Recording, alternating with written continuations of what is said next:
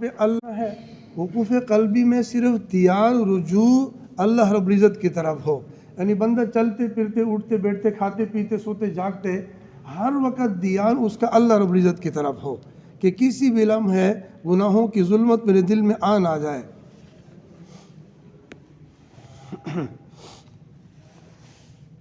اب ہر لطیفے کے اوپر بندہ ذکر کیسا کرے؟ ہر لطیفے کے اوپر بندہ، مثال کے طور پر بندہ لطیفے قلب کے اوپر مراقبہ کرتا ہے نا، تو بس لطیفے قلب کا تصور کرے کہ اب سر یوں ہے نا، تو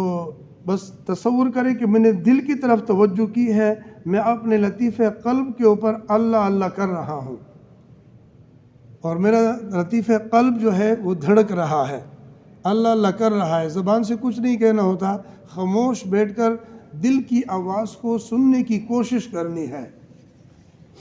اس کے بعد یہی اللہ رب العزت کے نام کا ذکر لطیفہ روح کی طرف صرف توجہ کر کے کہ میں ابھی لطیفہ روح کے اوپر ذکر کر رہا ہوں، پھر اس کے بعد توجہ ہٹا کے پھر لطیفہ سر کے اوپر توجہ کریں اور یہ سوچیں کہ میرا لطیفہ سر اللہ اللہ کر رہا ہے، اس کے بعد لطیفہ خفی کی طرف، پھر لطیفہ اخفا کی طرف، اس کے بعد پھر چھٹا سبق جو ہے وہ یہاں پہ ہوتا ہے، اس کا نام ہے لطیفہ نفس۔ تو پھر لطیفہ نفس کے اوپر بندہ ذکر کرے، اس کے بعد جو ساتواں لطیفہ ہے اس کا نام ہے قالبیہ بھی کہتے ہیں، قالب بھی کہتے ہیں، سلطان الاذکار بھی کہتے ہیں۔ اور جب یہ لطیفہ سر میں، یہاں پہ اس کا سینٹر میں، بالکل یہ سر کے سینٹر میں یہ اس کا مقام ہے، تو یہاں پر جب بندہ ذکر کرتا ہے اور جب یہ لطیفہ ذکر شروع کر دیتا ہے تو اس کی کیفیت عجیب سی ہوتی ہے، بندے کے رگ رگ سے اللہ اللہ محسوس ہوتا ہے، سوچتا ہے ہر طرف، یعنی رگ رگ دھڑک رہا ہوتا ہے، یعنی ہر جسم کا ٹیشو جو ہے وہ دھڑک رہا ہوتا ہے کہ میرے جسم سے اللہ اللہ کی آوازیں آ رہی ہیں، تو یہ بندہ محسوس ہوتا ہے۔ جیسے ہمارے حضرت صاحب نے فرمایا تھا نا کہ یہ 5 پیلر ہیں، پہلے 5 لطائف جو ہیں وہ پیلر ہیں، اس کے بعد جو اس کے اوپر جو عمارت کھڑی ہوتی ہے نا،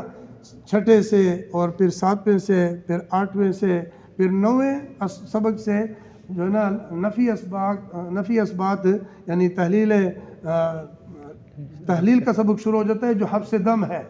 سانس کو بند کر کے، اس کے بعد پھر 9واں سبق جو ہے وہ ذکر لسانی ہے، تحلیل لسانی، زبان سے لا الہ الا اللہ کا ورد کرنا ہے،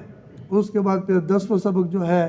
وہ پھر عجیب انداز سے پھر شروع ہو جاتا ہے۔ اللہ تعالی ہم سب کو روحانی ترقی نصیب فرما دے۔